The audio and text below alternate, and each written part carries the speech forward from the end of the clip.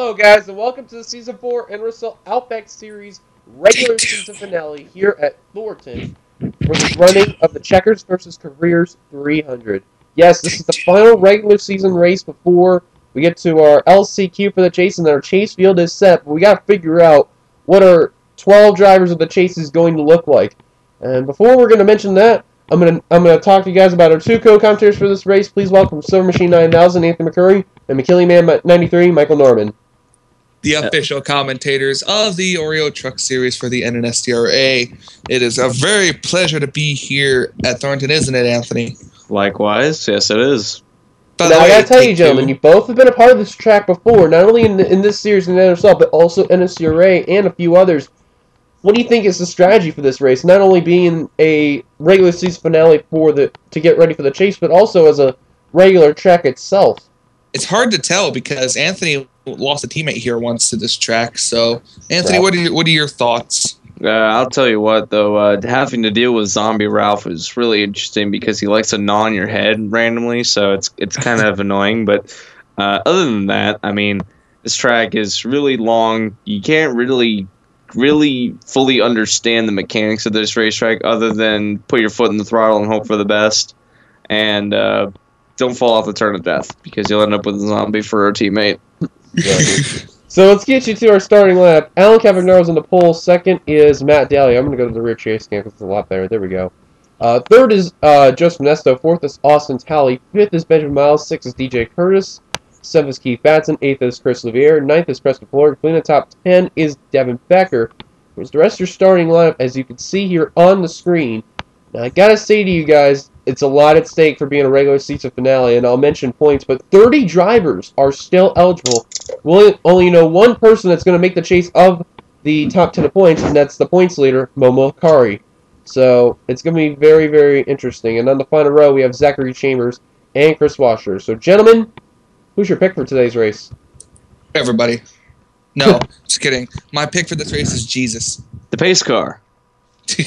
Very No, well I'm just picked. kidding. Pretty much anyone in the top 10, really, or even further back. But you can look at the top 10 because if the trend goes the way it's been going, every time that I've seen a race or been part of a race at this track, it always seems like whoever qualified the highest is always going to come out towards the front. So pretty much anyone in the top 10, even back to the top 15, pretty much anything further back than that, it's really hard to get to the front. Not that it's impossible, but it's just not likely. I'm going to look at one driver to really make a good statement for this race, and I'm looking at DJ Curtis. And why with him is that he's been having such a horrible season as they just gave command to fire up the engines and all that. But Curtis has been having a horrible season. His brother Ash is doing 10 times better than DJ, which is hard to believe. And DJ's been running a bunch of series for who knows how long. So we'll see. Is the pace car going to dart on down to the turn of death, as you can see. In case you're wondering about this track, for those who've never been to Thornton before or have never heard of it, this is a 12-mile road course which features its own turn of death, which you can see right here. So, a lot is at stake, not only to win the race, but flies. Here we go. Cavagnaro, Matt Dalio, your front row. I predict everyone's going to get hit by a train. 4 laps of action here for today's race, and the green flag is out. We're underway at Thornton. And they get hit by a train. So, like we mentioned before, and we're going to wait till the train does not come out. Wow, surprise. But, all right, so they're safe from the BNSF for now, but... Exactly, we're going to keep on this turn now. Jeez, that was close.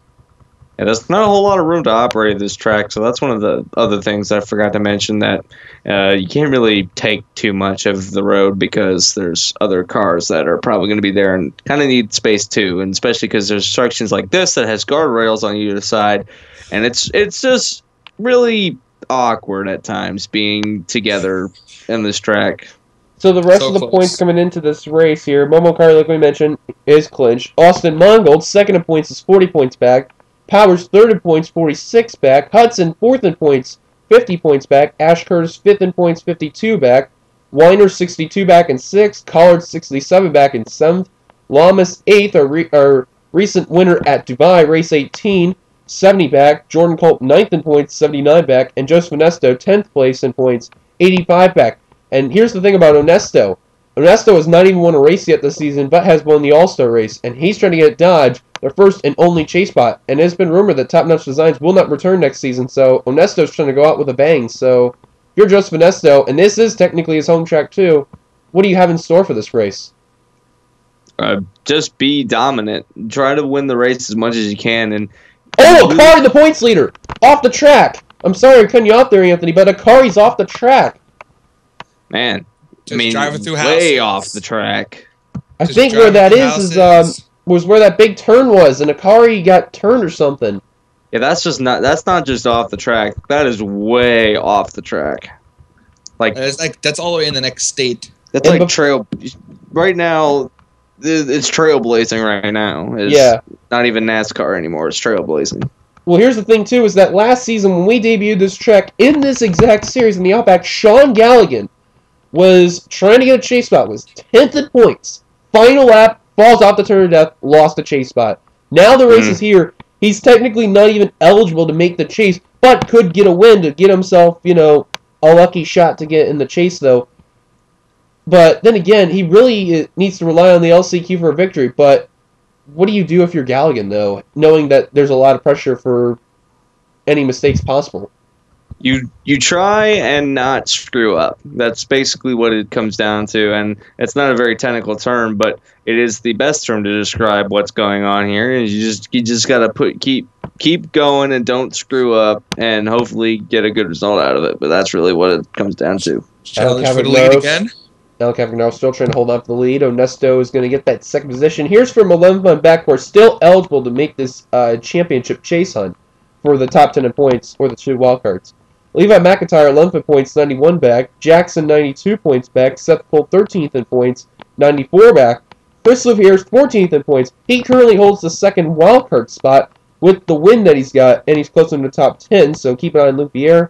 Washer, hard to believe, has not had the best of seasons, but also recently has been making some good strides. He's up in 15th. James, 16th in points. Ramian Fisher, 17th in points, 104 back. He's got a win. Pollard III, 18th in points, 106 back. Cavagnaro, as you can see, our Daytona race winner, 106 back in 19th. Navarro, 20th, 107 back. Telepass, the champion from the Outback Series last season. Hard to believe. Decently running. He's 108 points back, but speaking of Telepass, wait a minute, did Akari's back out on track. He made it through fine. Oh, well, he's way behind, though. He's like, I got such a big lead, I don't care. It's like, well, it doesn't really matter at this point because he's locked in. Oh, so Curtis! Yeah, easy. Well, I was trying to find where Telepass is, but we got to go to our TV1 camera and do our turn of death camera here. So here we go. This is going to be one of those times where you got to. Austin Talley trying to beat that lead. Oh, careful, guys! Don't go too fast through this turn. Guys, please don't. Oh, Collard with the save.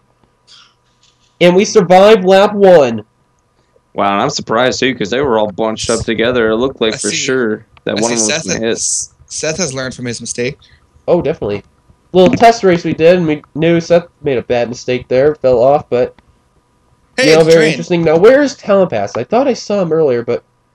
People got ran over by the train. I saw it. It's probably a lag, so I didn't say it in time. Yeah. But yeah, people got ran over by a train. There's Telepass. He is currently 14th right now on the track. Like we mentioned, last season's champion. If he can't get anything done in this race, he's got to rely on the LCQ. But Telepass in a lot of trouble, though. He needs everything he can. Really quick, off subject, I've always thought it was pronounced Telempass. Yeah, so I'm going to say Telepass. I call it Telepass. But at the end of the day, it really doesn't matter. He knows who he is, and right now he's running 14th. Trying to go on the outside just because Sheldon. This is going to be good for Telepass, though, is that this will be a good run where this area is because this turn does not help where the inside line goes. It helps the outside line, so you're going to see that. Unless she can clear them. Then again, Sheldon is going to clear, but hopefully they don't ram each other, too, because they've had that tendency, and I think that was what happened with Akari. Indeed. And Sheldon swings it out wide and able to get in position and further get away from Telempass, so adios. I thought I saw damage to the 14, but then again, I must be seeing things. There's Akari that you just seen in the picture. Right side damage and is very off the pace, but no worries for him. In the chase, clinched.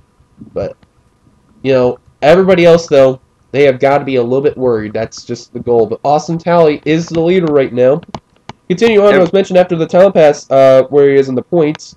Trying to find it. Henry Sanford's 22nd in points, 113 back. Greg Jones, 23rd in points, 114 back. As well as Sean Galligan, 24th in points, 114 back. As well as 25th in points, Kate Skirvin with 2 wins. Automatically clinches the wildcard spot number 1 because she's got 2 wins. So, undoubtedly, Kate Skirvin is going to be our chaser number 2, but via the wildcard. So, 1 more wildcard in hand, as well as 9 other drivers for top 10.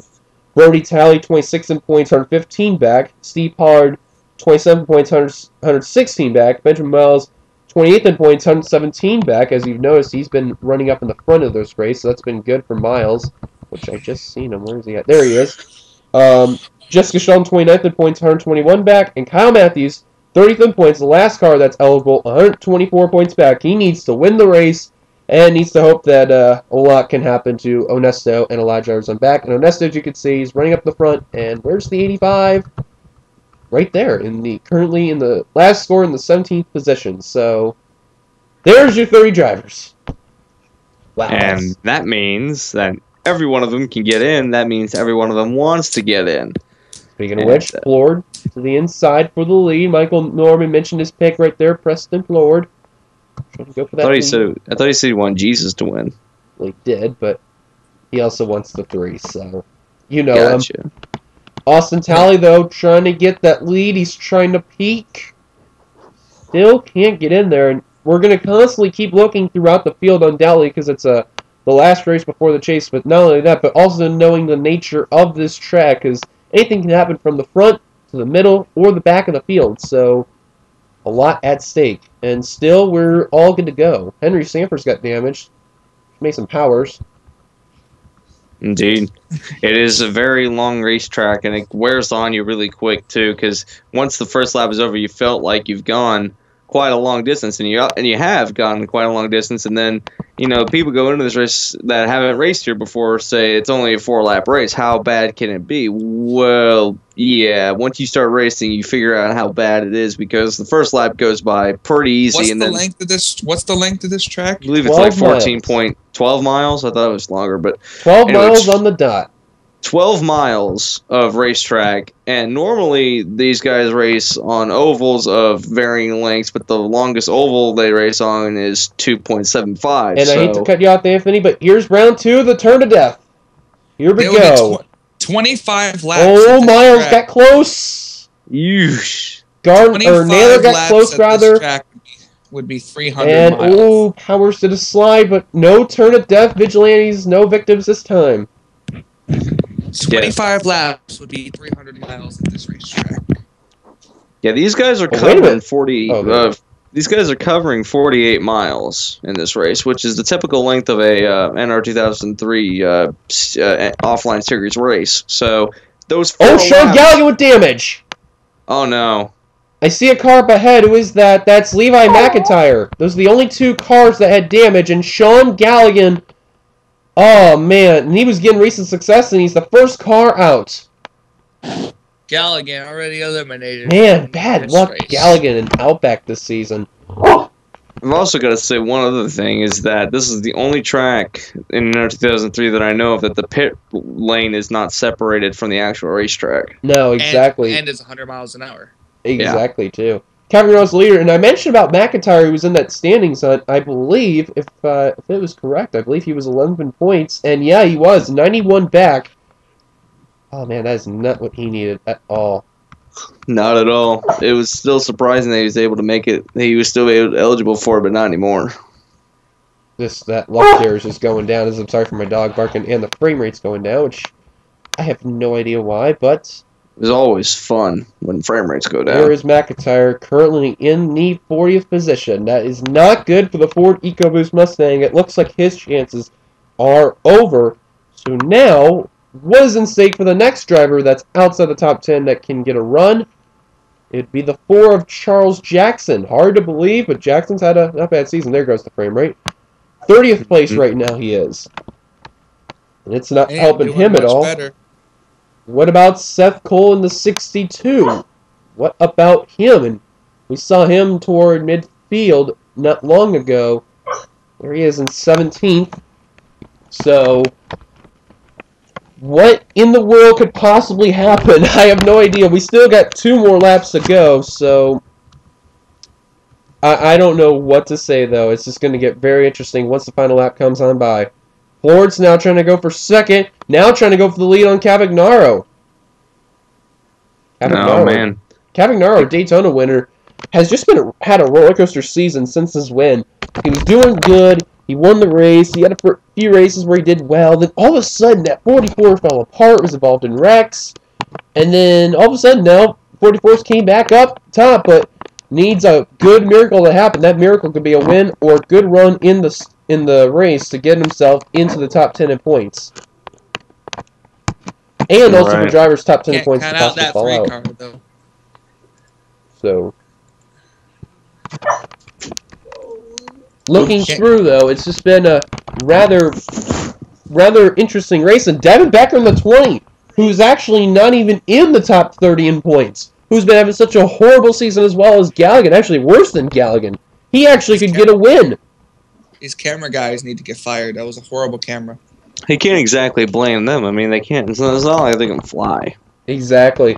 The Pizza Ranch Toyota trying to get the lead. Won a cup race this season. If he can get an Outback win, he'll be the 4th driver to win a cup and Outback race. And, car in the wall. It's Cavagnaro and Austin Talley. Okay, 2 of them in the wall. And the 5 is going to get the better end of that. So they just drive on by. But now we're heading back up to the front. Florida's got the lead. Car number 3. Preston Floyd. He wants to get something well. And Floyd, another guy who's not having a good season. He needs something good. I like how Ernesto slid. And he's in the wall. Hopefully no one's going to run into him. That's good. Oh, there was a wreck right there. I think that was where Galligan got involved in that wreck. Indeed he was. Yeah, you can see his skid marks. So, that turn right there has been wreaking havoc on a lot of drivers. But here we go. Round number 3. Second to last time. Let's see who's going to fall off.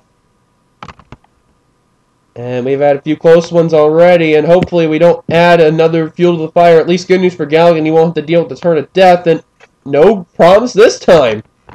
Well, wow. White flag, too. We've seen in the Mobile One Cup Series as well, last season, in Season 8, what could happen, what these drivers can do in these last couple of, in this last lap, in that last turn. We've seen what happened to Poti, how he almost won the race. Exactly. Indeed. Anything could happen is what they say. So don't doubt anything that could happen. And don't forget, too, is that drivers that were close to the top 10 area, like, besides Joseph Ernesto, Jordan Colt, Cody Lamas, Josh McCullough, Austin Weiner were in critical positions there because they could easily fall at any point. Ash Curtis looks like is all good to go from what it looks like. Let's quickly find out some of those drivers there, like we mentioned, as we are on the white flag lap. There's Akari there, McIntyre. There's Fisher. That's 17th in points. Greg Jones. There's Powers. Mason Powers, that's 3rd in points, 46 back. Last scored 34th, and Ash Curtis 33rd. I don't know, though. They could possibly fall out. Caleb Harris not having the season there. There's Washer, Jackson. Oh, he had a crash! Oh, man. I don't know who it was. I just saw it. This track is bad and wet regardless. It's Cavagnaro! And James Qualls.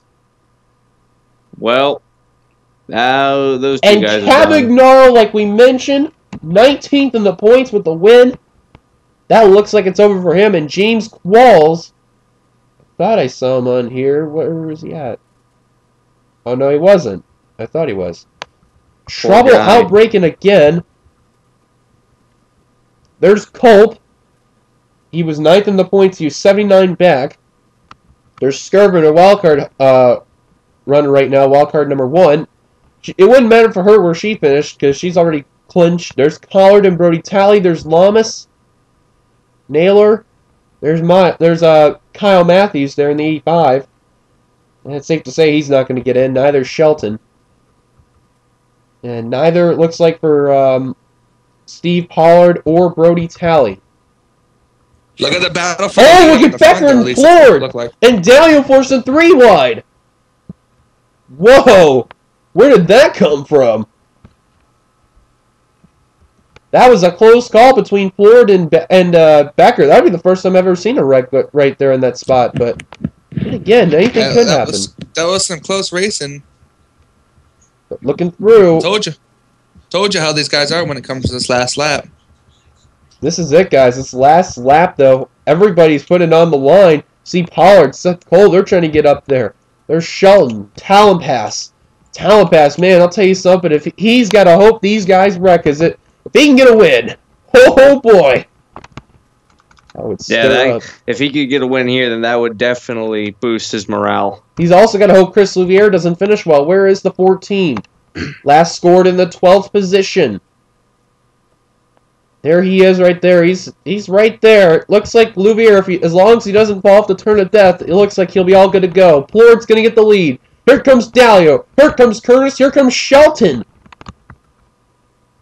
I'll tell you one thing. Even though Shelton wins, I don't see her probably getting the chase because of the Walker Hunt number 1 and Onesto into the wall. That's 10th in the points.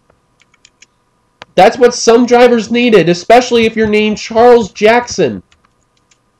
Where's the 4? Somewhere there. Where is he at? We're going to quickly find him. He's somewhere back there, and I know for a fact that if he could get further up, then he could definitely clinch a spot in the chase. Does not look good for Jackson.